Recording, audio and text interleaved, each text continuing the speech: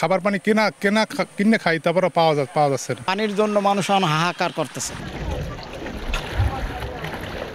২৬ মে রাতে উপকূলে আঘাত হানে ঘূর্ণিঝড় রেমাল। বাগেরহাটের বিভিন্ন বাঁধ ভেঙে প্লাবিত হয় লোকালয়, তলিয়ে যায় পুকুর ও মাছের ঘের।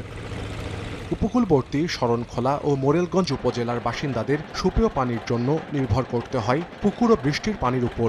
ঘূর্ণিঝড় রেমালের জলোচ্ছ্বাসে সাগরের পানি লোকালয়ে ঢুকে জলাবদ্ধতা সৃষ্টি করে। বর্তমানে প্রতিটি পুকুর, ডোবা ও খালবিলে গাছের পাতা পচে পানি কালচে আকার ধারণ করেছে, ছড়াচ্ছে দুর্গন্ধ। এতে সুপেয় পানির তীব্র সংকট দেখা দিয়েছে। অনেকেই এরই মধ্যে আক্রান্ত হয়েছেন পানিবাহিত নানা রোগে। খালের পুকুরের সব পানি শেষ। হাত পাও ধুতে পারি না, রান্না বান্নাও করতে পারি না, গোসল করতে পারি না। এগুলো বাথরুমের পানি, মানুষের ব্যবহৃত নর্দমার পানি। বাচ্চারা অসুস্থ হয়, মুরব্বী সবাই তো অসুস্থ। খাবার পানি কিনে খাই, তারপরে পাওয়া যাচ্ছে না। এতভাবে তো পানি কিনে ব্যবহার করা কোনো সম্ভব না। পানি পচে যাওয়ার কারণে আমরা খুবই বিপদে আছি। পানির জন্য মানুষ হাহাকার করতেছে। নগদে 500 টাকা বা তার বেশি পেমেন্টে পেতে পারেন ঢাকায় জমিসহ 20 কোটি টাকার পুরস্কার।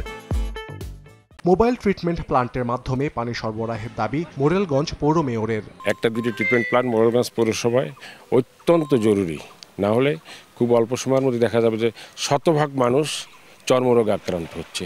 জনস্বাস্থ্য বিভাগ জানায়, দুর্গত এলাকাগুলোতে পানি বিশুদ্ধকরণ ট্যাবলেট বিতরণ করা হচ্ছে। তবে বৃষ্টি না আসা পর্যন্ত এ সংকট সমাধান হবে না। ৬০ থেকে ৭০ হাজার পানি বিশুদ্ধকরণ ট্যাবলেট প্রদান করা হয়েছে, কিন্তু আরও অনেক বৃষ্টি না আসা পর্যন্ত মানুষকে শতভাগ সুপেয় পানির আওতায় নিয়ে আসা একটা অসম্ভব হয়ে দাঁড়িয়েছে।